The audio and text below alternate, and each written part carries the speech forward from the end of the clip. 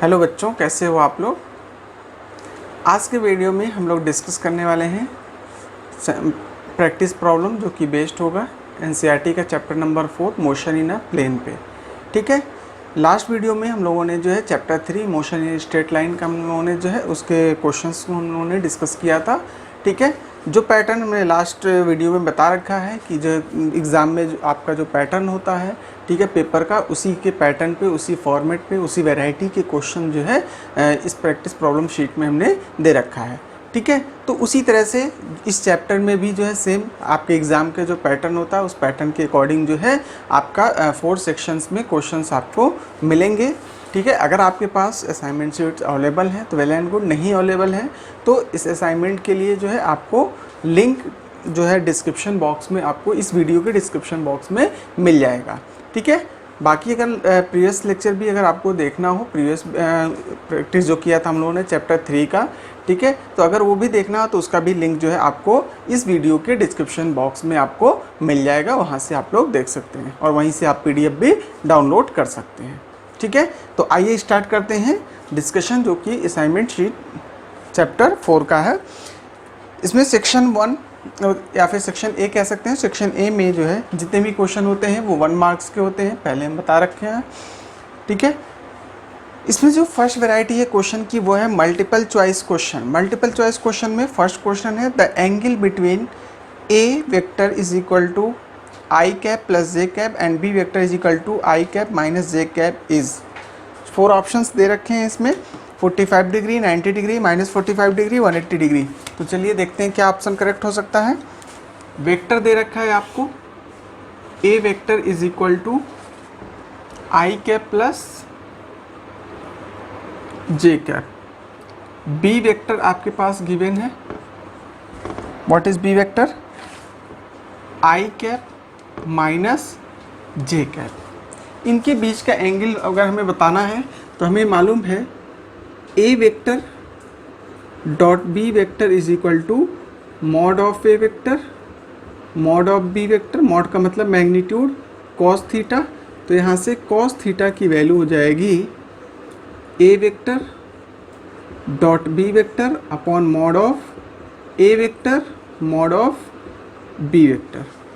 ठीक है, तो चलिए मॉड ऑफ ए वेक्टर की अगर हम बात करें, ए वेक्टर का जो मैग्नीट्यूड होगा वो क्या जाएगा, आई और जे, यानी कि एक्स एक्सिस और वाई एक्सिस है। एक्स एक्सिस के अराउंड जो डायरेक्शन होता है, जो यूनिट वेक्टर होता है वो वाई, मतलब आई, और वाई एक्सिस के डायरेक्शन के अलाउंग जो है जो यूनिट वेक्टर होता है वो जे कैप होता है। ठीक है, तो इनके बीच में यानी एक्स एक्सिस और वाई एक्सिस के बीच का जो एंगल होगा वो क्या हो जाएगा, 90 डिग्री। तो इसके अंदर हम क्या लेंगे, इसका मैग्नीट्यूड क्या होगा 1, तो 1 का स्क्वायर, इसका भी magnitude 1 square plus 2 into this cos theta. Theta इनके बीच में क्या है, 90 डिग्री। कॉस 90 की वैल्यू होती है 0, तो ये 0 हो जाएगा और ये आपका क्या बन जाएगा 1 + 1 2, यानी कि √2। उसी तरह से अगर हम b का मैग्नीट्यूड फाइंड करें तो b का जो मैग्नीट्यूड होगा वो भी क्या जाएगा 1 स्क्वायर प्लस 1 स्क्वायर, और ये भी 0 हो जाएगा, तो यानी कि ये भी क्या जाएगा √2। तो मैग्नीट्यूड आपको दोनों का मिल गया। अगर a और b का डॉट प्रोडक्ट करते हैं तो a और b का जो डॉट प्रोडक्ट होगा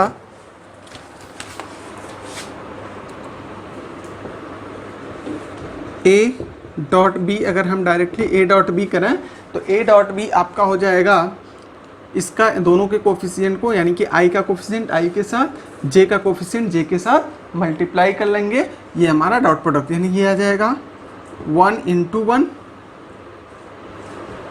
प्लस 1 × -1,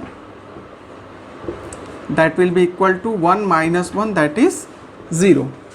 ठीक है, इसमें पुट करेंगे तो कॉस थीटा की वैल्यू क्या आ जाएगी, कॉस थीटा की वैल्यू आ जाएगी यहाँ पे जब हम पुट करेंगे तो क्या जाएगा, ए डॉट बी कितना 0, और मॉड ए मॉड बी क्या जाएगा √2 × √2, दैट इज इक्वल टू 0।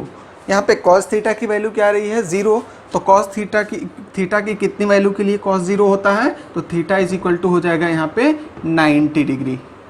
ठीक है, कॉस 90 की वैल्यू क्या होती है 0, तो थीटा की वैल्यू यहाँ पे हो जाएगा 90 डिग्री। ठीक है, तो इसमें बी ऑप्शन इसका करेक्ट हो जाएगा, यानी कि फर्स्ट क्वेश्चन का आपका B option that is 90 degree is a correct option. Clear. इसी तरह से नेक्स्ट क्वेश्चन देखते हैं।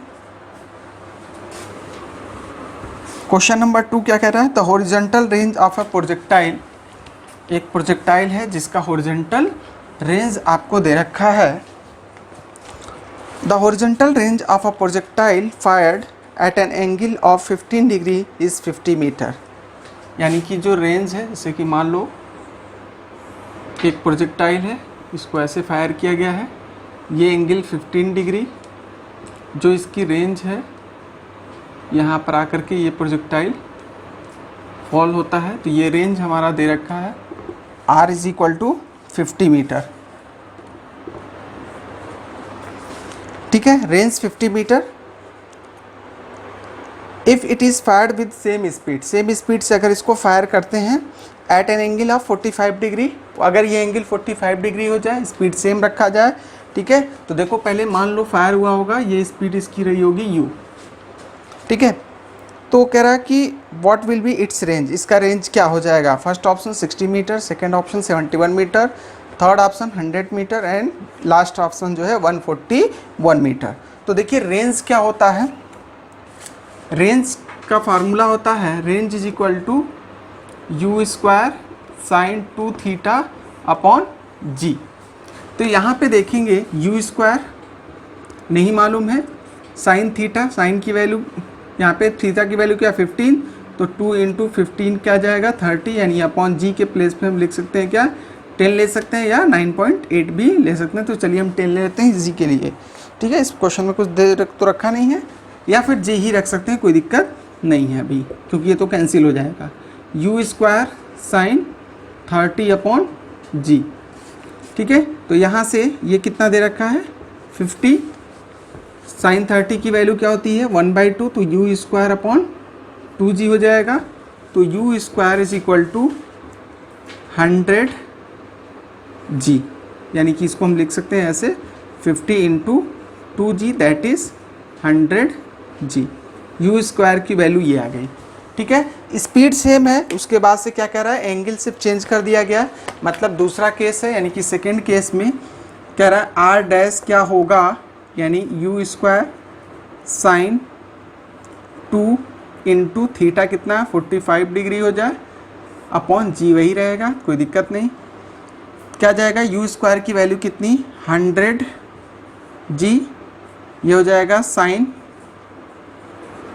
90, 2 इंटू 45 90 अपॉन जी, जी से जी कैंसिल, साइन 90 की वैल्यू 1 होती है, तो यह जाएगा 100, तो आर डैश की वैल्यू आ जाएगी 100 मीटर, यानी कि रेंज जो है इसका क्या हो जाएगा 100 मीटर हो जाएगा।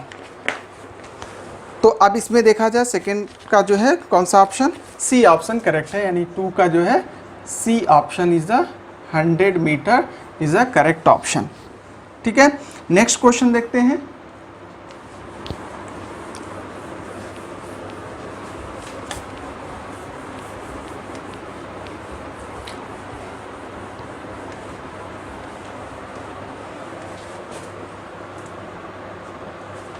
Next question number 3, a ball is thrown upward, एक बॉल को जो है ऊपर की तरफ फेंका जा रहा है। A ball is thrown upward and it returns to ground describing a parabolic path, which of the following remains constant. Parabolic path मतलब कि प्रोजेक्टाइल मोशन हो रहा है, और प्रोजेक्टाइल मोशन का मतलब भाई ऊपर की तरफ फेंका गया, ठीक है, और थ्रोन अपवर्ड ऊपर की तरफ इसको फेंका गया है, ठीक है। डिस्क्राइबिंग अ पैराबोलिक पाथ, तो जाहिर सी बात है पैराबोलिक पाथ जो प्रोजेक्टाइल मोशन कह सकते हैं। Which of the following remains constant, kinetic energy of the ball, first part है kinetic energy, second speed of the ball, third option है horizontal component of velocity, and fourth option है vertical component of velocity. तो देखिए क्या हो सकता है, यहाँ पे कुछ इस तरह से इसको प्रोजेक्ट कराया गया है, ठीक है। तो जब इस तरह से प्रोजेक्ट कराया गया तो इसमें क्या चीज़ कॉमन रहेगी, जैसे मान लीजिए इसकी जो स्पीड है किसी भी पॉइंट पे ले लिया, इस पॉइंट पे इसकी स्पीड हो गई v, इस डायरेक्शन में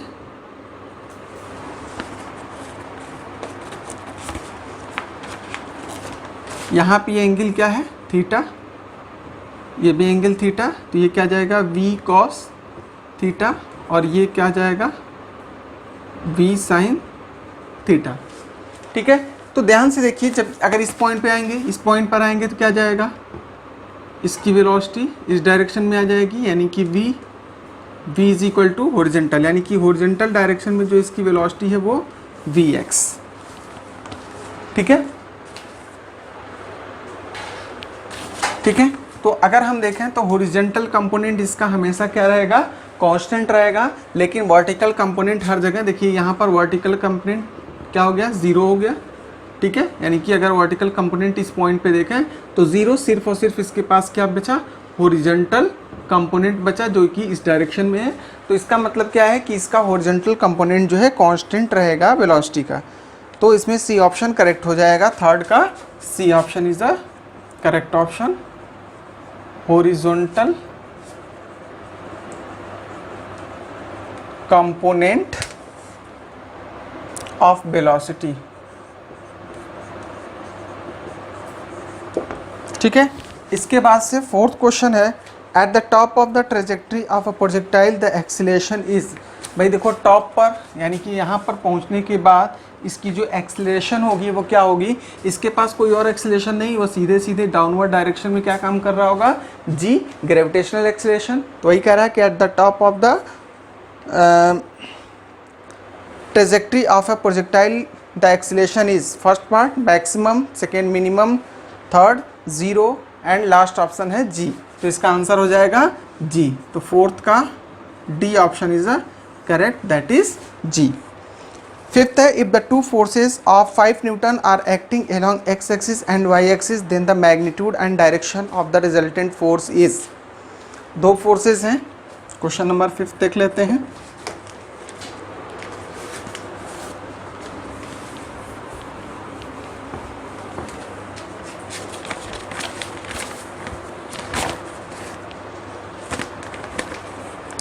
If two forces of 5 Newton are acting along x axis, एक 5 न्यूटन का फोर्स इस डायरेक्शन में काम कर रहा है, दूसरा 5 न्यूटन का फोर्स इस डायरेक्शन में काम कर रहा है। If two forces of 5 Newton are acting along x axis and y axis then the magnitude and direction of resultant force is। Magnitude और डायरेक्शन बताना है रिजल्टेंट फोर्स का। तो इन दोनों का जो रिजल्टेंट फोर्स होगा वो किधर साइड में आएगा, मान लिया यहाँ कहीं बीच में आएगा, इनके बीच का एंगल मान लिया थीटा। ठीक है, तो मैग्नीट्यूड अगर हमें निकालना है तो मैग्नीट्यूड क्या हो जाएगा, मान लिया ये रिजल्टेंट आर है, तो आर का मैग्नीट्यूड हो जाएगा इसका मैग्नीट्यूड का स्क्वायर प्लस इसका मैग्नीट्यूड का स्क्वायर, यानी कि 5 square plus 5 square plus 2 into 5 cos इनके बीच का एंगल, ये एंगल कितना 90 डिग्री, यानी कि कॉस 90 दोनों वेक्टर्स के बीच का। ये हो जाएगा क्या, कॉस 90 की वैल्यू 0, तो ये पूरा 0 हो जाएगा। ये हो जाएगा 25 प्लस 25, यानी कि 25 प्लस 25 दैट इज़ 50, और इसको हम लिख सकते हैं 5√2। तो इसका मैग्नीट्यूड आ गया 5√2। तो इसमें ऑप्शन देखिए, फर्स्ट में भी 5√2, सेकेंड ऑप्शन भी 5√2, थर्ड एंड फोर्थ में जो है -5√2 दे रखा है। ठीक है, तो थर्ड एंड फोर्थ तो डिस्कार्ड कर देंगे पहले ही। ठीक, अब अगर हम देखें इसमें ए और बी में क्या चीज़, अब एंगल दोनों के लिए अलग अलग दे रखा है, तो एंगल के लिए हम क्या लिखेंगे, tan थीटा। ठीक है, अच्छा देखिए tan थीटा, या बेसिकली इसको हम अल्फ़ा ले लो, ज़्यादा बेटर है, कन्फ्यूज़न नहीं होगा, क्योंकि आपको वेक्टर सॉल्यूशन, जैसे मान लो एक वेक्टर ये है, दूसरा वेक्टर ये है, this is a A, this is B, तो यहाँ पे हो जाएगा ये एंगल क्या है थीटा, और this is a resultant vector R, this is alpha. तो यहाँ पे ये हो जाता है बी साइन थीटा, और ये हो जाएगा बी कॉस थीटा। तो tan अल्फ़ा की अगर हम बात करें, मतलब कि angle of resultant with the first vector will equal to tan alpha मान लिया, तो tan अल्फ़ा क्या हो जाएगा, B sine theta upon A plus B cos theta, ये और ये दोनों को ऐड कर लेंगे। तो यहाँ पे देखिए tan अल्फ़ा की अगर हम बात करें इस वाले के लिए, यहाँ पे थीटा क्या होता है, दोनों वेक्टर्स के बीच का एंगल होता है। तो tan अल्फ़ा क्या हो जाएगा, b के प्लेस पे मान लिया कि b इसमें क्या होगा, जैसे ये हमारा a वेक्टर है तो ये b हो जाएगा। तो यहाँ पे क्या आ जाएगा b 5, थीटा क्या इनके बीच में 90, तो साइन 90 डिग्री अपॉन क्या जाएगा a 5 + 5 cos 90 की वैल्यू 0, तो ये पूरा 0, साइन 90 की वैल्यू 1, तो यह जाएगा 5/5 दैट इज़ 1। ठीक है, तो tan अल्फ़ा की वैल्यू आई, tan alpha is equal to 1। ठीक है, तो अल्फ़ा की किस वैल्यू के लिए tan की वैल्यू 1 आती है, तो π/4 यानी कि 45 डिग्री पर आता है, तो यानी कि अल्फ़ा इज इक्वल टू हो जाएगा π/4। तो यानी कि आपका करेक्ट ऑप्शन कौन सा मैच कर रहा है, 5th क्वेश्चन के लिए B is the correct option. B में क्या है 5√2 π/4, ये करेक्ट ऑप्शन हो जाएगा इसका।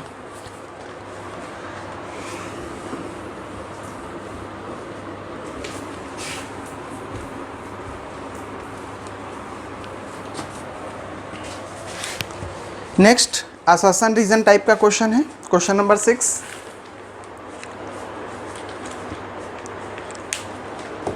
क्वेश्चन नंबर 6 क्या कह रहा है, when a body is dropped or thrown horizontally from the same height, it would reach the ground at same time। ठीक है, तो असर्शन क्या है, करेक्ट है या इनकरेक्ट है ये बताना है। when a body is dropped or thrown horizontally from the same out, यानी कि किसी भी बॉडी को ऐसे आपने हॉरिजॉन्टली ऐसे थ्रो कर दिया या फिर ऐसे ड्रॉप कर दिया, तो होगा क्या कि जब आप ऐसे थ्रो करोगे तो जब वो नीचे की तरफ जाएगा तो वो फ्री फॉल होगा दोनों केस में, चाहे आप ऐसे ड्रॉप कर दिए या ऐसे थ्रो करिए, तो क्या होगा वो नीचे जब जा रहा होगा वो सेम मतलब जो है ग्रेविटेशनल एक्सीलरेशन के इफेक्ट में जाएगा, यानी कि फ्री फॉल वहाँ पे होगा। तो दोनों केस में जब फ्री फॉल होगा यानी कि कोई एक्सीलरेटिंग फोर्स नहीं लग रहा है दोनों के केस में नीचे जाने में, तो टाइम दोनों जो है सेम लेंगे, तो इसलिए ये असर्शन करेक्ट है। उसके बाद से रीज़न क्या, horizontal velocity has no effect on the vertical direction. अब यहाँ पे देखिए कि हॉरिजॉन्टल वेलोसिटी, ठीक है, कि जो हॉरिजॉन्टल वेलोसिटी है फॉरवर्ड डायरेक्शन में है या आपने हॉरिजॉन्टली प्रोजेक्ट कराया है, वो वर्टिकल वेलोसिटी को अफेक्ट नहीं करता, बिल्कुल नहीं करता है, क्योंकि हॉरिजॉन्टल एक्सीलरेशन अलग है और उसके लिए एक्सीलरेशन जो होगा वो उसका अलग होगा, और बाकी जो वर्टिकल डायरेक्शन के लिए एक्सीलरेशन होगा वो ग्रेविटेशनल एक्सीलरेशन उसको मूव करा रहा है, नीचे की तरफ लेकर के आ रहा है, तो इसलिए जो है हॉरिजॉन्टल वेलोसिटी का कोई इफेक्ट नहीं है। ठीक है, तो ये स्टेटमेंट भी अपने आप में करेक्ट है, और ये स्टेटमेंट असर्शन के लिए यानी कि रीज़न जो है असर्शन के लिए करेक्ट एक्सप्लेनेशन भी है। तो इसका मतलब इसमें कौन सा ऑप्शन करेक्ट हो जाएगा, तो इसका ए ऑप्शन करेक्ट हो जाएगा। Both assertion and reason are the true and the reason is the correct explanation of assertion, यानी कि 6 क्वेश्चन का 6 का A option is a correct. Both assertion and reason are true and reason is correct explanation of assertion। ठीक है, बिल्कुल इसी तरह से आप लोग एग्जाम में आंसर देना। ठीक है, नेक्स्ट 7 क्वेश्चन, क्वेश्चन नंबर 7 क्या कह रहा है, असर्शन रीजन का ये भी है। When the velocity of projection of a body is made n times, it's time of flight becomes n times. चलिए देख लेते हैं। तो टाइम ऑफ फ्लाइट का फार्मूला क्या होता है, क्या करा है n टाइम्स करा ना, हाँ, तो टाइम ऑफ फ्लाइट का फार्मूला होता है 2u sin theta upon g। कह रहा है जो वेलोसिटी है ये n टाइम्स हो जाए, n u के इक्वल हो जाए। ठीक है, मतलब क्या है, यानी कि दूसरे केस में टाइम ऑफ फ्लाइट की अगर हम बात करें, if u dash is equal to n times of u, तो t डैश क्या आ जाएगा 2 × n times of u sine theta upon g, तो t dash is equal to n times 2u sine theta upon g, that is equal to n t. तो t dash की value क्या आ गई, n t के equal आ रही है। इसका मतलब क्या है कि हमारा असर्शन जो है करेक्ट है, ठीक है। उसके बाद से रीजन कह रहा है range of projectile does not depend on the initial velocity of a body. देखिए इसमें रेंज ऑफ प्रोजेक्टाइल की अगर हम बात करें तो रेंज क्या होता है, रेंज का फार्मूला भी हम लोगों ने देखा था, r is equal to u square sine 2 theta upon g. ये क्या है, इनिशियल वेलोसिटी ही तो है, इनिशियल वेलोसिटी ही तो है, ठीक है। तो इसका मतलब क्या है कि रेंज जो है प्रोजेक्टाइल का वो इनिशियल वेलोसिटी पर डिपेंड करता है। Clear.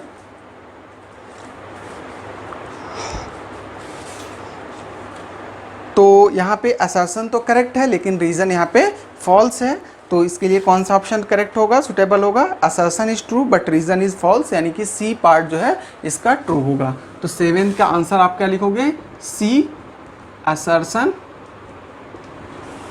Is true but reason is false, ठीक है। तो इस तरह से ये 7th क्वेश्चन आपके कवर अप हो गए। इसके बाद से आते हैं question number 8, very short answer type का क्वेश्चन है। वेरी शॉर्ट आंसर टाइप के क्वेश्चन में बेसिकली 1 वर्ड या 1 सेंटेंस में आंसर आपको देना होता है, ठीक है। तो इसमें क्या है कि क्वेश्चन नंबर 8 क्या कह रहा है, अ football is kicked into the air vertically upward, what is the acceleration, acceleration बताना है। Velocity at the highest point पर वेलोसिटी बतानी है कि उसकी वेलोसिटी क्या हो जाएगी हाईएस्ट पोजीशन पे। चलिए इसको रफ करते हैं।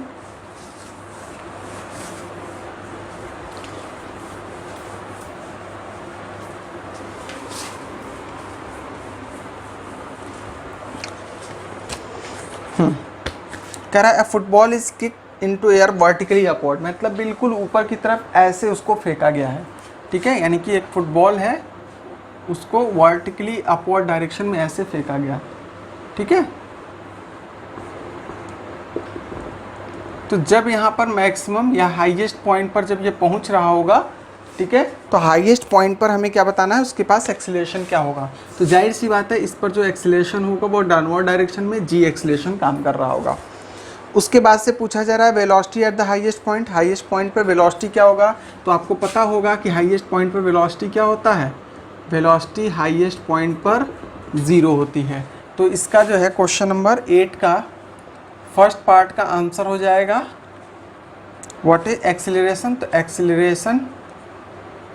Acceleration is equal to g, and B part का आंसर हो जाएगा वेलोसिटी इक्वल टू 0, वेलोसिटी इसकी 0 हो जाएगी। इसी तरह से क्वेश्चन नंबर 9,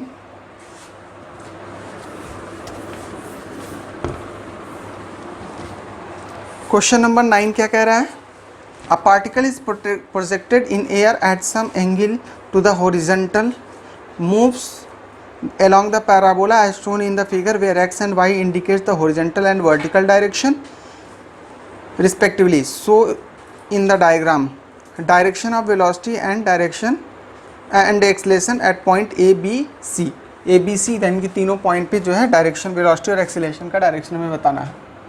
तो ध्यान रखना भाई, ये फिगर आपको दे रखा है, this is a x and this is y axis।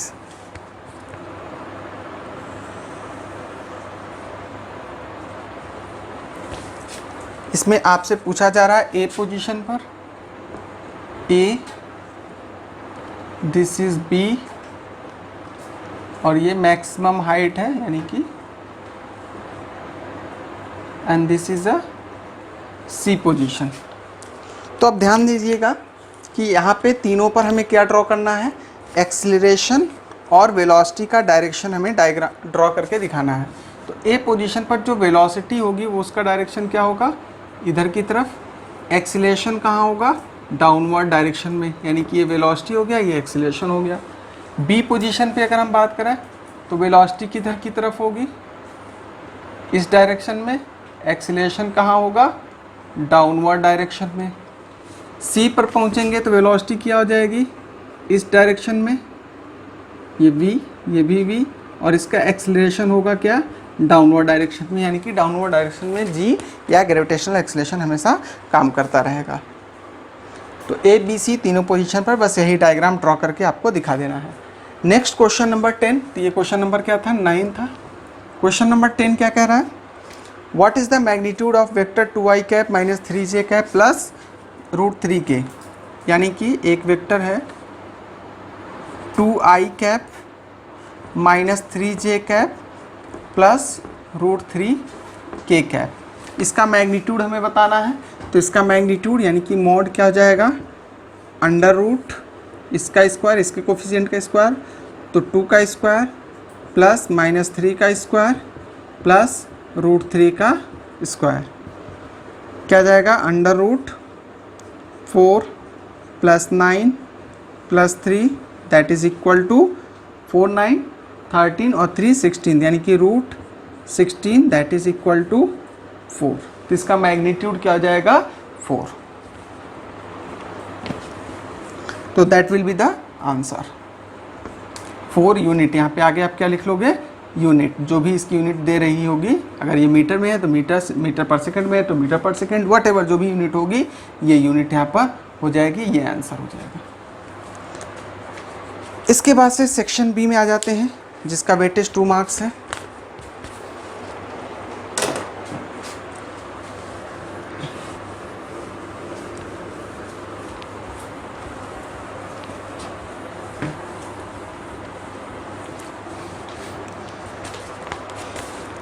Section B, question number 11. Read the each statement below carefully and state with reason if it is true or false. तो फर्स्ट स्टेटमेंट है, the net acceleration of a particle in circular motion is always along the radius of the circle towards the centre. तो भाई देखिए, क्या हमेशा towards the centre होता है circular motion में, जो एक्सीलरेशन क्या हमेशा सेंटर की तरफ होता है, बिल्कुल नहीं, हमेशा सेंटर की तरफ नहीं होता है। इसका मतलब ये स्टेटमेंट क्या होगा, फॉल्स होगा। तो सही क्या है, तो इसमें क्या होगा कि भाई देखिए रीज़न क्या है कि सिर्फ और सिर्फ यूनिफॉर्म सर्कुलर मोशन में जो एक्सीलरेशन होता है वो हमेशा यानी कि always towards the centre of the circle, यानी कि सिर्फ यूनिफॉर्म सर्कुलर मोशन के केस में होता है। नॉन यूनिफॉर्म के केस में हो भी सकता है, नहीं भी हो सकता है, इसकी कोई गारंटी नहीं है। ठीक है, तो ये फॉल्स हो जाएगा। और इसका जो मतलब रीज़न आप क्या लिखोगे, रीज़न यही लिखोगे, ठीक है, because in uniform circular motion only there will be the acceleration towards the centre. ठीक है, बी पार्ट क्या है, the velocity vector of a particle at a point is always along the tangent to the path of the particle at that point। ठीक है, velocity vector of a particle at a point is always along the tangent to the path of the particle at that point। हाँ बिल्कुल सही है। ठीक है, ये true हो जाएगा बी ऑप्शन। ठीक है, बी पार्ट इसका जो है ट्रू होगा। क्यों, क्योंकि क्या होगा कि किसी भी बॉडी का अगर हमें डायरेक्शन फाइंड करना है तो उस या किसी कोई पाथ है, यानी जैसे मान लो पैराबोलिक पाथ ही अगर फॉलो कर रही है बॉडी, तो उस जिस पॉइंट पर उसका डायरेक्शन फाइंड करना है, जैसा कि अभी हमने देखा था एरो से इंडिकेट कर रहे थे हम लोग, तो क्या होगा, जैसे कि मान लो ये कुछ इस तरह से है, यहाँ पर अगर हमें डायरेक्शन फाइंड करना है तो हम इस पर एक टेंजेंट ड्रा करेंगे तो ये हमको डायरेक्शन बताएगा, ये भी डायरेक्शन बताएगा। ठीक है, तो यहाँ पे क्या हो जाएगा कि the velocity vector of a particle at a point is always along the tangent to the path of the particle at that point. तो ये ऑप्शन मतलब ये ट्रू हो जाएगा। नेक्स्ट क्वेश्चन नंबर 12 है, rain is falling vertically with speed of 35 metre per second. A woman rides a bicycle with a speed of 12 meter per second in east to west direction. What is the direction in which she should hold her umbrella? मतलब वो अपना umbrella किस direction में hold करे। चलिए इसको भी देख लेते हैं। Question number 12,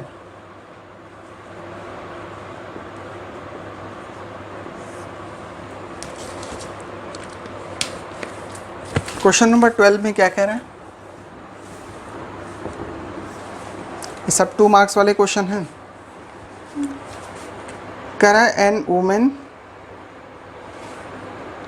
east to west direction. तो सबसे पहले हमें डायरेक्शन बनाना होगा, दैट इज है, मान लिया कि वेस्ट या ये ईस्ट डायरेक्शन है,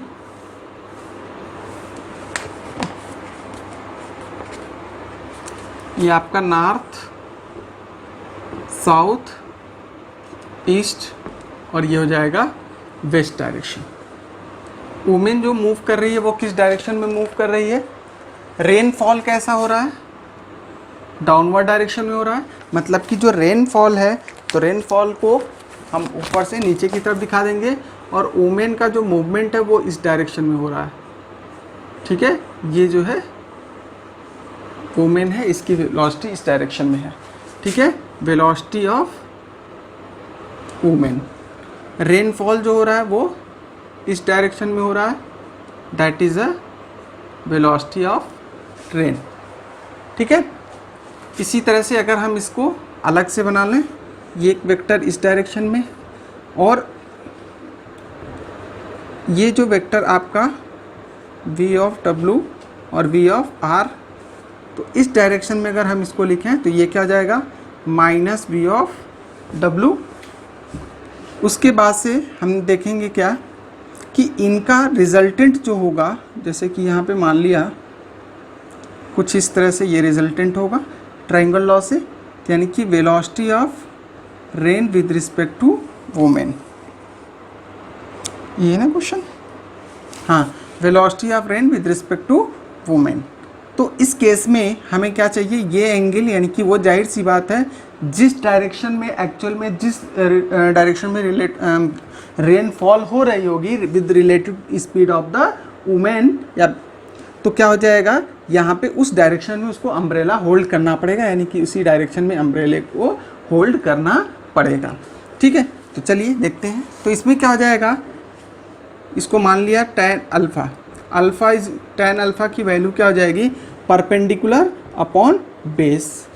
ठीक है, तो परपेंडिकुलर क्या आ जाएगा? परपेंडिकुलर हमारा हो जाएगा mod of velocity of women upon mod of velocity of rain. Women की स्पीड या वेलोसिटी क्या दे रखी है? गिवन है आपको क्वेश्चन में, V R is equal to दे रखा है, रेन की जो है 35 मीटर पर सेकेंड और वी डब्ल्यू आपको दे रखा है 12 मीटर पर सेकेंड।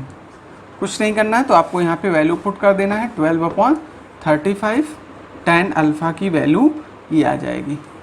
ठीक है, तो अल्फ़ा की वैल्यू हो जाएगी tan इनवर्स 12/35। इसको सॉल्व करेंगे तो अप्रॉक्सीमेटली 19.05 के अप्रॉक्स, इतने डिग्री के अप्रॉक्स आता है। ठीक है, तो अगर आपको ये चीज़ नहीं भी निकालते हैं तो कोई दिक्कत नहीं, इतना आंसर भी आप लिख करके छोड़ देते हो तो भी करेक्ट है। ठीक है,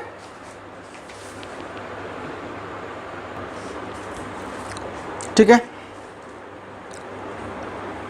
तो आपका ये आंसर आ जाएगा कितना? अप्रॉक्स 19 डिग्री के आसपास ये आंसर आ जाएगा। Next question, question number 13, what is the shape of trajectory of projectile explain with the equation. 2 number में है तो जाहिर सी बात आपको इक्वेशन बता देनी है और उसके बाद से उसका शेप बता देना है, आपका आंसर हो जाएगा। चलिए देखते हैं इसको क्या करना है।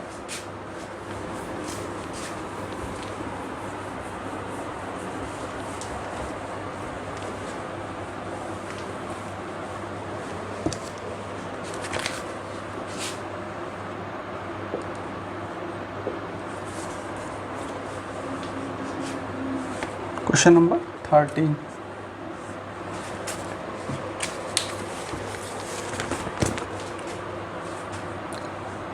इक्वेशन ऑफ ट्रेजेक्ट्री क्या होती है? इस ट्रेजेक्ट्री की जो इक्वेशन होती है वो क्या होती है? y is equal to x tan theta plus g x square upon u 2u square cos square theta. ये जो है ट्रेजेक्ट्री की इक्वेशन होती है। ठीक है, तो अब इस ट्रेजेक्ट्री के इक्वेशन से आपको क्या चीज़ समझ में आ गई? ठीक है, ये जो इक्वेशन आपको दिख रहा है बेसिकली इसको ऐसे देख सकते हो, y इज इक्वल टू यहाँ पे इसको पहले लिख लेते हैं g upon 2u square cos square theta x square plus x tan theta. ठीक है, तो यहाँ पे देखो क्या है, y इज इक्वल टू, यहाँ पे क्या आ जाएगा, y is equal to 4ax square plus C, कुछ भी वॉटेवर कोई भी चीज़ यहाँ पे हो सकती है। यानी कि यहाँ पे जो आपको इक्वेशन दिख रहा है ये कैसा इक्वेशन है, क्वाड्रेटिक इक्वेशन है, क्वाड्रेटिक इक्वेशन। ठीक है, और जहाँ पर भी क्वाड्रेटिक इक्वेशन होती है तो क्वाड्रेटिक इक्वेशन का जो ग्राफ होता है वो कैसा होता है, पैराबोलिक होता है। क्वाड्रेटिक इक्वेशन का जो ग्राफ होता है वो कैसा होता है, पैराबोलिक होता है। तो जब ग्राफ पैराबोलिक है इसका मतलब क्या है कि जो इसकी ट्रेजेक्ट्री है, यानी कि जो इसकी पाथ है, ट्रेजेक्ट्री मतलब होता है पाथ, जो इसका पाथ है वो क्या हो जाएगा, पैराबोलिक होगा।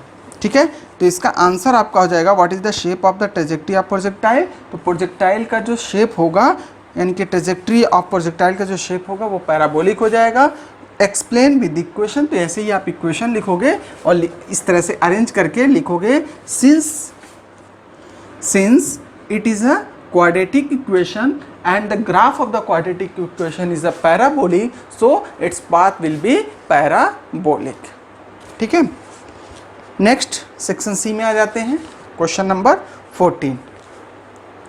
क्वेश्चन 14 क्या कह रहा है, डिफाइन प्रोजेक्टाइल। प्रोजेक्टाइल क्या होता है, तो भाई देखो सीधी सीधी बात है, कोई भी बॉडी प्रोजेक्टाइल मोशन अगर कर रही है तो हम उसको प्रोजेक्टाइल को कैसे डिफाइन करेंगे, यानी कि under the influence of gravity only. अगर कोई बॉडी मूव कर रही है यानी उस पर कोई अदर एक्सीलरेशन नहीं काम कर रहा है, यानी कि सिर्फ और सिर्फ ग्रेविटेशनल एक्सीलरेशन काम कर रहा है, ठीक है, तो हम उसको कहेंगे कि उस प्रोजेक्टाइल मोशन कर रही है। ठीक है, तो डेफिनेशन इसको आप लोग कैसे लिखोगे, motion if a body is moving under the gravitational influence या gravitational pull only is called projectile motion. ठीक है, नेक्स्ट बी पार्ट इसी का है, the magnitude of vector A is 25 metre and is directed towards east, what will be the magnitude and direction of the following. चलिए देखते हैं क्या क्या है।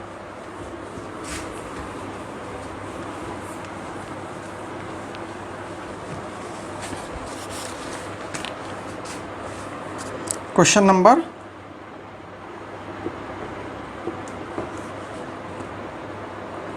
14 का बी पार्ट है।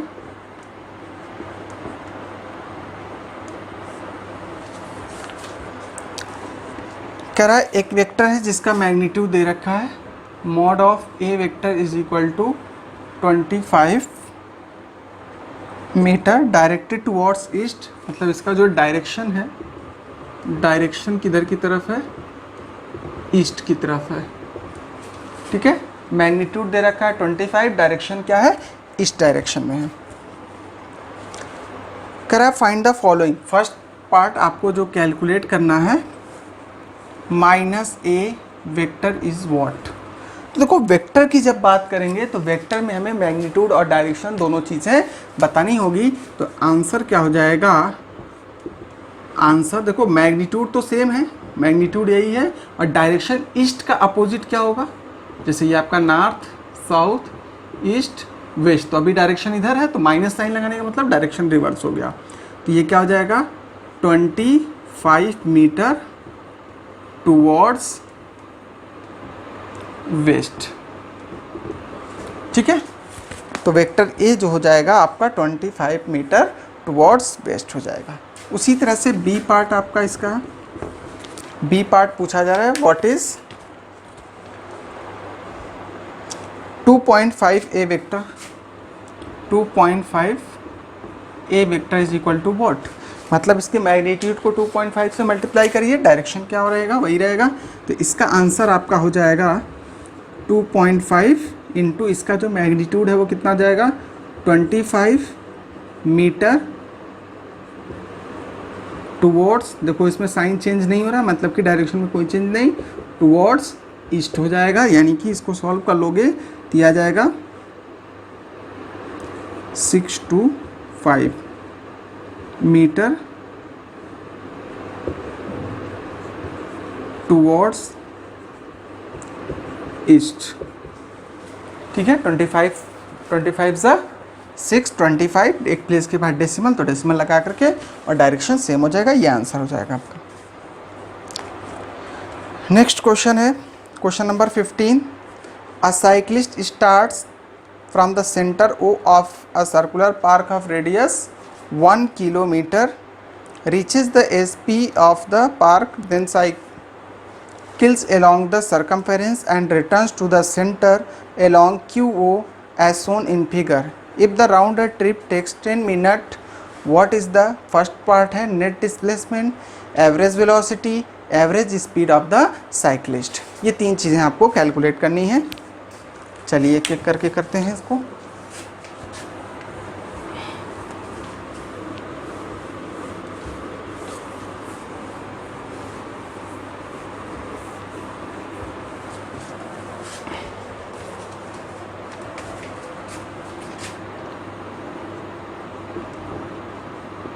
क्वेश्चन नंबर 15 आपको फिगर दे रखा है, क्वेश्चन में फिगर है, इसका सॉल्यूशन यहाँ पे आप लिखोगे ऐसे।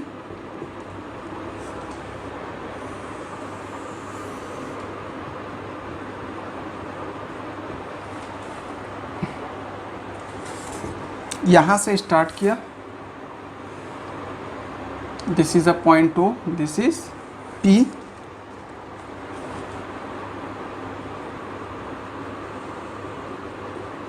This is Q। तो जो मोशन है उसका इस तरह से ऐसे हो रहा है। अब आपको क्या क्या चीज़ें गिवन है, रेडियस यानी कि जो इसकी रेडियस है, ये रेडियस है 1 किलोमीटर, दैट इज यहाँ से यहाँ तक। ठीक है, उसी तरह से यहाँ तक भी अगर आप देखोगे तो ये भी क्या जाएगा 1 किलोमीटर। ठीक है, तो ये और ये इसका क्या हो गया, रेडियस हो गया 1 किलोमीटर।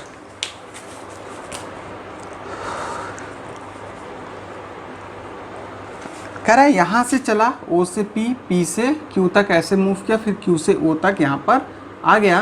तो अब आपसे फर्स्ट पार्ट पूछा जा रहा है नेट डिस्प्लेसमेंट। तो फर्स्ट क्या हो जाएगा, नेट डिस्प्लेसमेंट।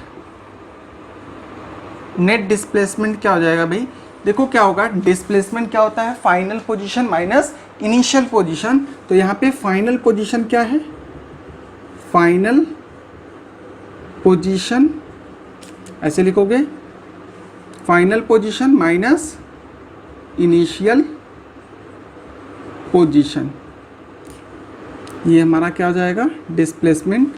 तो यहाँ पे फाइनल भी यही है, इनिशियल भी यही है, तो क्या जाएगा, डिस्प्लेसमेंट 0। ठीक है, यूनिट लिखना चाहो तो यहाँ पे किलोमीटर में है तो यूनिट किलोमीटर लिख सकते हो। उसी तरह से बी पार्ट इसका है एवरेज वेलोसिटी।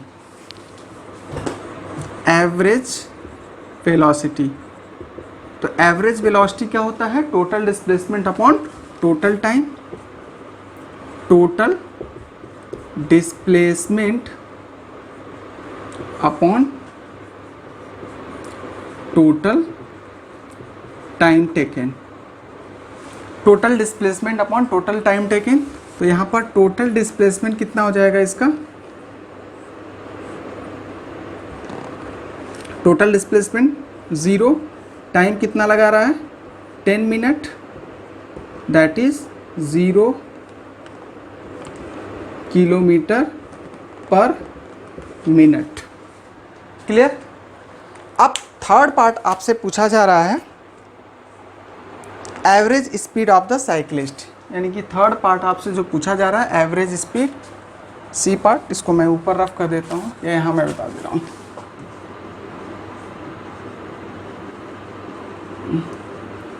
एवरेज स्पीड, तो एवरेज स्पीड क्या होता है, total distance upon total time. तो इसके लिए हमें क्या निकालना होगा, सबसे पहले total distance is equal to, तो टोटल डिस्टेंस क्या हो जाएगा, ये प्लस ये, यानी कि O P plus P Q plus Q O. O P कितना है 1 किलोमीटर, ये भी कितना है पी क्यू की बात करेंगे तो पी क्यू क्या हो जाएगा, अगर पूरा सर्किल मूव किया होता तो 2 पाई आर, आर की वैल्यू कितनी है 1 किलोमीटर इंटू 1, लेकिन ये क्या है 1/4 मूव किया है, 1/4 मूव किया है मतलब इस पूरे सर्किल का 1/4 भाग मूव किया है, तो डिवाइडेड बाई 4 कर देंगे यहाँ पे, प्लस क्यूबो कितना, वो भी क्या जाएगा 1 किलोमीटर, यानी कि ये पूरा आंसर आपका हो जाएगा किलोमीटर में। तो यहाँ पे क्या जाएगा 112 प्लस 2 से 2 कैंसिल, तो हो जाएगा π/2 किलोमीटर। टाइम कितना दे रखा है, time is equal to 10 minute, इसको चाहो तो आवर में कन्वर्ट कर लो, तो 10 divided by 60 hour, that is 1/6 hour. Average speed क्या हो जाएगा, average speed is equal to total distance upon total time taken. Total distance हमारा क्या आ जाएगा, टोटल डिस्टेंस कितना दे रखा है 2 प्लस π/2, टाइम कितना लग रहा है 1/6।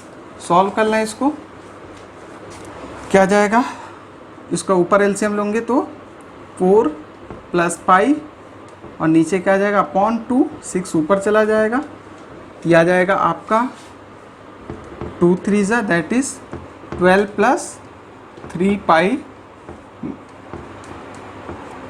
किलोमीटर पर आवर, ये इसका एवरेज स्पीड हो जाएगा। ठीक है, तो इस तरह से ये क्वेश्चन सॉल्व होगा। इस तरह से सारे स्टेप्स अगर आप लिखोगे तो आपको पूरे मार्क्स मिलेंगे। Next question number 16,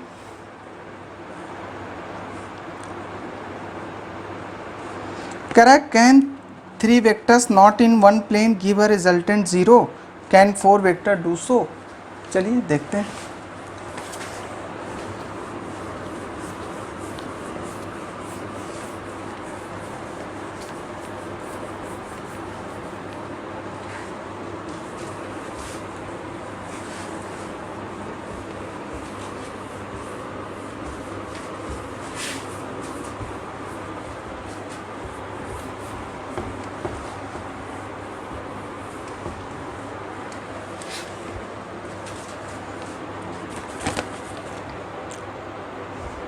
question number 60, can 3 vector not in one plane give 0 resultant?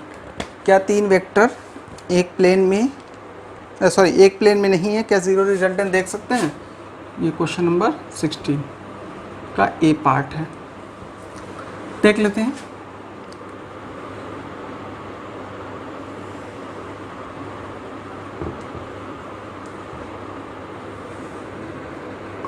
ये सिचुएशन है, उसी तरह से एक और प्लेन हम बना लेते हैं।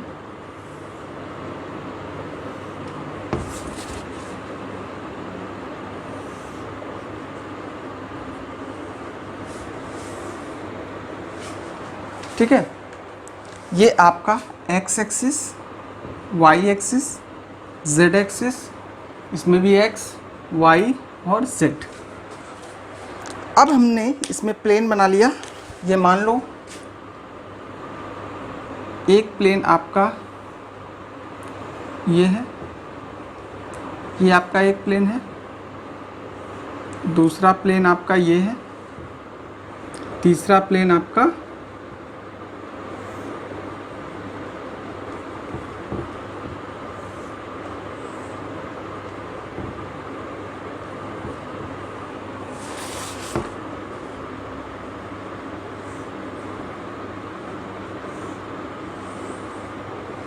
ये 3 प्लेन आपके बन गए। ठीक है, उसी तरह से यहाँ पर देख लो, एक प्लेन ये है आपका,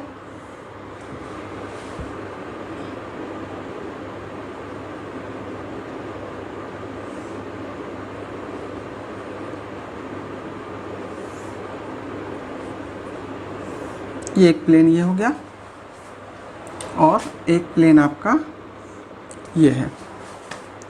दोनों केसेस में हम देखते क्या हैं, पहला कह रहा है क्या 3 vectors not in one plane.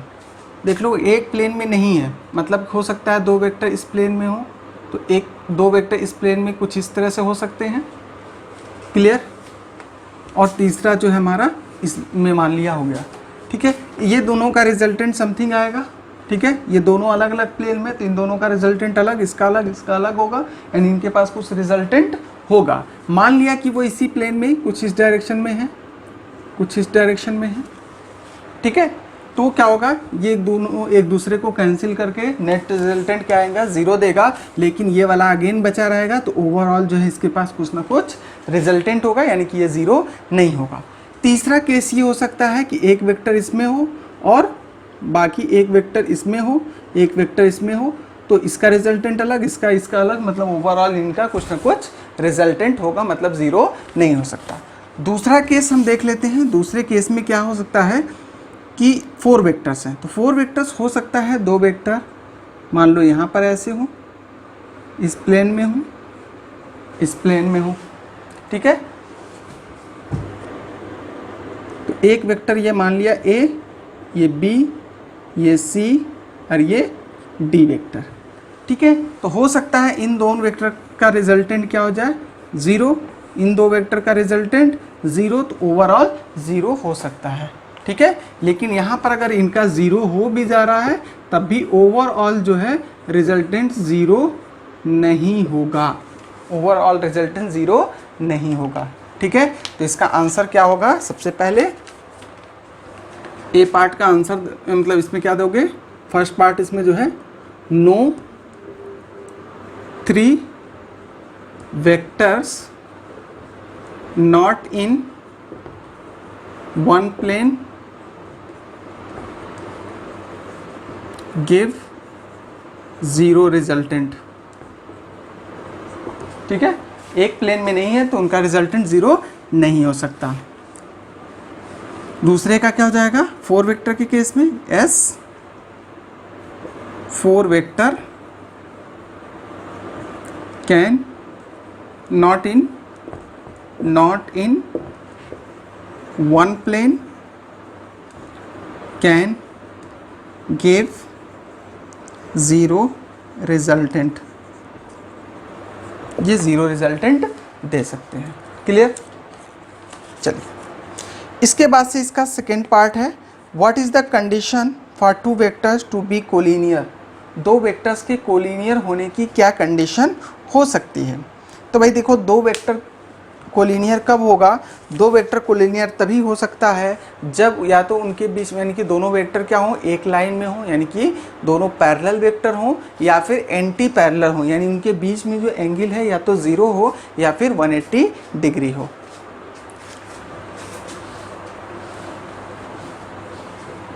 Note कर लीजिए इसको।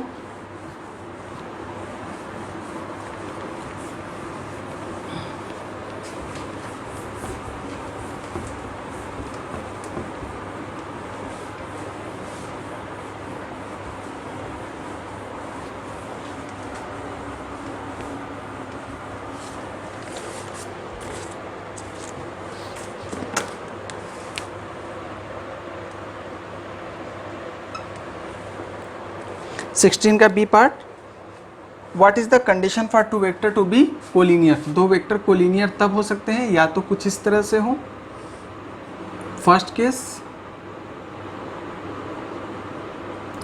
फर्स्ट कंडीशन ये हो सकता है कि they may be anti parallel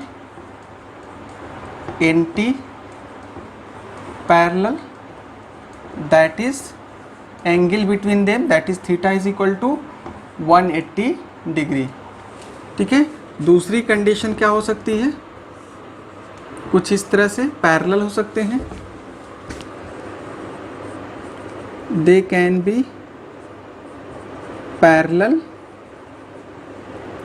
that is angle between them will equal to 0, ठीक है। या तो इनके बीच का एंगल 0 हो, यानी कि पैरेलल हो, या फिर ये एंटी पैरेलल हो। दोनों केस में जो है क्या होना चाहिए, ये दो कंडीशन है। इन दो कंडीशन के बेसिस पे हम कह सकते हैं कि कोई भी वेक्टर कोलिनियर है कि नहीं है। अगर ये दो कंडीशन होल्ड करता है तो वो वेक्टर कोलिनियर है, और अगर नहीं होल्ड करता है तो वेक्टर कोलिनियर नहीं है। क्लियर? चलिए नेक्स्ट अब आ जाते हैं सेक्शन सी, क्वेश्चन नंबर 17। इसको नोट कर लीजिए, ठीक है। नेक्स्ट क्वेश्चन आपका जो है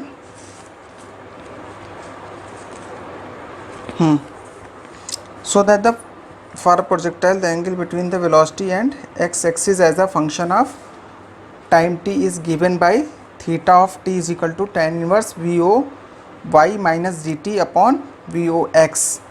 चलिए देखते हैं।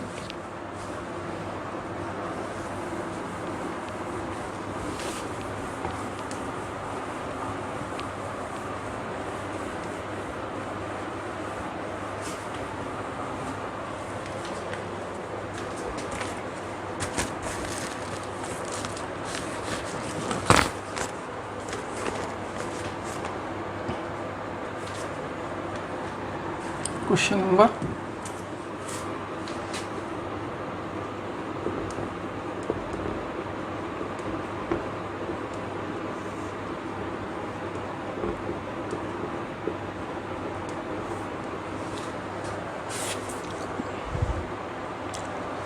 एक प्रोजेक्टाइल है, तो चलिए देख लेते हैं। ये मान लिया, पहले एक सिचुएशन इसका ड्रा करते हैं, डायग्राम, ठीक है। मान लो कुछ इस तरह से एक प्रोजेक्टाइल ड्रॉ किया गया है, कुछ इसको इनिशियल स्पीड दे रखी है। मान लो इसको इनिशियल वेलोसिटी दे रखी है हमने वी ओ। इस डायरेक्शन में जो इसकी वेलोसिटी होगी वो वी ओ एक्स हो जाएगा। ये एक्स एक्सिस है, ये वाई एक्सिस है। कुछ टाइम, और इस डायरेक्शन में जो इसकी वेलोसिटी हो जाएगी वो जाएगी v o y, initial velocity अगर हम बात करें, ठीक है। तो सिंपली अगर हम किसी एक पर्टिकुलर पोजीशन पे ले लेते हैं, चलो यहाँ पे ले लिया, या इनिशियली यहीं पे ले लेते हैं, ये हो जाएगा v o y, this is a 0। कुछ टाइम टी के बाद मान लिया ये यहाँ पर पहुँचा पी पॉइंट पर, और यहाँ पर इसका ये जो वेलोसिटी होगा ये भी क्या जाएगा वी ओ एक्स, यानी हॉरिजॉन्टल यही रहेगा। और फाइनल जो हो जाएगा, फाइनल जो इसका हो जाएगा ये हो जाएगा, इसको वी एक्स ले लेते हैं, वी एक्स, और ये वी वाई, ठीक है। वी नॉट का मतलब यहाँ पे वी नॉट हमने जो लिया है या वी ओ जो लिया है ये इनिशियल हो जाएगा और ये फाइनल हो जाएगा, ठीक है। तो आइए देखते हैं इसमें। तो इसमें क्या लिखेंगे, let initial velocity of projectile, यहाँ पे जो एंगल इसको दिया गया वो थीटा, और यहाँ पे जो एंगल फॉर्म हो रहा है वो थीटा नॉट, इसको थीटा नॉट कर लो और इसको theta. Initial velocity of projectile is equal to v o, fired angle of projection, angle of projection is equal to theta naught, initial angle कह सकते हो,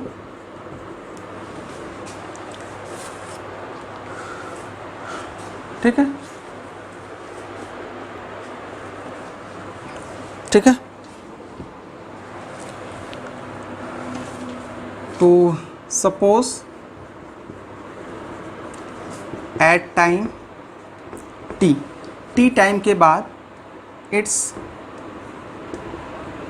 पोजीशन इज एट पी, कुछ time के बाद इसकी जो पोजीशन है वो यहाँ पर आ गई, ठीक है। तो उस केस में इट्स वेलोसिटी, यहाँ पे इसकी वेलोसिटी ले लो v, its velocity is v। ठीक है, तो अब इसके अगर हम कंपोनेंट लिख लें, where vx horizontal velocity of particle at p which is equal to Vox, that is horizontal velocity at origin। मतलब इनिशियली जो उसकी ओरिजेंटल वेलोसिटी थी वही फाइनल में भी उसकी ओरिजेंटल वेलोसिटी रहेगी। V y is equal to क्या हो जाएगा, v is equal to u plus a t. ठीक है, तो यहाँ पे u के प्लेस पे हम क्या लिखेंगे, v o y माइनस ए के प्लेस पे माइनस g और t हो जाएगा। ठीक है, तो अब यहाँ से हम tan थीटा की बात करें तो tan theta is equal to क्या हो जाएगा, परपेंडिकुलर कंपोनेंट या परपेंडिकुलर कंपोनेंट या horizontal vertical component divided by horizontal component. तो यहाँ पे क्या जाएगा, यहाँ पे एट x पोजीशन पे कह रहा है ना, tan थीटा, यहाँ पे क्या जाएगा v y upon v x, यहाँ पे p पोजीशन पर क्या जाएगा, वी वाई के प्लेस पे हम लिख सकते हैं v o y minus g t upon v x के प्लेस पे लिख सकते हैं बी ओ एक्स। तो यहाँ से थीटा की वैल्यू जो हो जाएगी, theta is equal to at time t, after time t, यानी कि theta of t is equal to tan inverse v o y minus g t upon v naught x लिख सकते हैं इसको। ठीक है, ये नीचे अगर आपको दिख नहीं रहा हो तो इसको हम फिर से लिख दे रहे हैं, b o y minus g t upon v o x, यहाँ पे tan इनवर्स हो जाएगा, tan inverse v o y minus g t upon v o x, ये आ जाएगा। क्लियर? तो ये आपका जो है डेरिवेशन हो गया फर्स्ट पार्ट का, शो दैट, तो ये आपका आंसर हो गया। ठीक है, इसके बाद से shows that the projection angle theta naught for a projectile launched from the origin is given by theta naught is equal to tan इनवर्स 4hm upon r where the symbol have their usual meaning. ठीक है, इसको note कर लीजिए पहले। ठीक है, तो नेक्स्ट है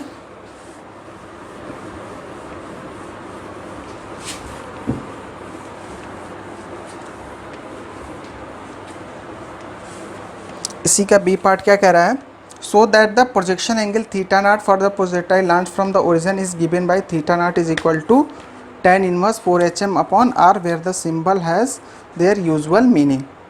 तो देखिए क्या होता है इसमें, अगर मैक्सिमम हाइट की बात करें, मैक्सिमम हाइट अटेन्ड बाय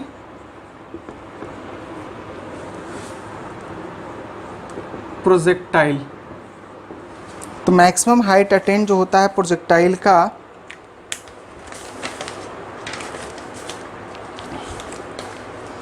यानी कि एच मैक्स ही दे रखा है ना, एच मैक्स में रिलेशन निकालना है आपको। ये होता है इनिशियल वेलोसिटी का स्क्वायर साइन स्क्वायर, यानी कि यहाँ पे थीटा अपॉन 2g। उसी तरह से अगर हम रेंज की बात करेंगे तो रेंज क्या हो जाएगा, यहाँ पे थीटा नॉट मतलब कि इनिशियल जो भी उसको एंगल ऑफ प्रोजेक्शन दिया गया वो एंगल हो जाएगा। रेंज की बात करेंगे तो ये हो जाएगा V naught square sine 2 theta naught upon G. इसको हम और क्या लिख सकते हैं, V naught square sine theta को लिख सकते हैं 2 sine theta naught cos theta naught upon G. H max upon R, इन दोनों का अगर हम रेशियो ले लें तो क्या कैंसिल हो जाएगा हमारा, b naught square sine theta, तो देखिए b naught square sine square theta naught upon 2g multiplied by, इसको हम लिख सकते हैं क्या, 2g ऊपर चला जाएगा, g upon 2v naught square sine theta naught cos theta naught, g से g कैंसिल, साइन से sine theta, v naught square से वी नॉट स्क्वायर कैंसिल, क्या बचेगा यहाँ पर, sine theta naught upon 4 cos theta naught, that is 1/4 tan theta naught. तो यहाँ से देख लें 1/4 tan theta naught is equal to h max upon r, this implies tan theta naught is equal to 4h max by r. R is the horizontal range. This will be equal to, यहाँ से theta naught की value हो जाएगी, theta naught is equal to tan inverse 4h max upon r, ये answer आ जाएगा आपका। ठीक है,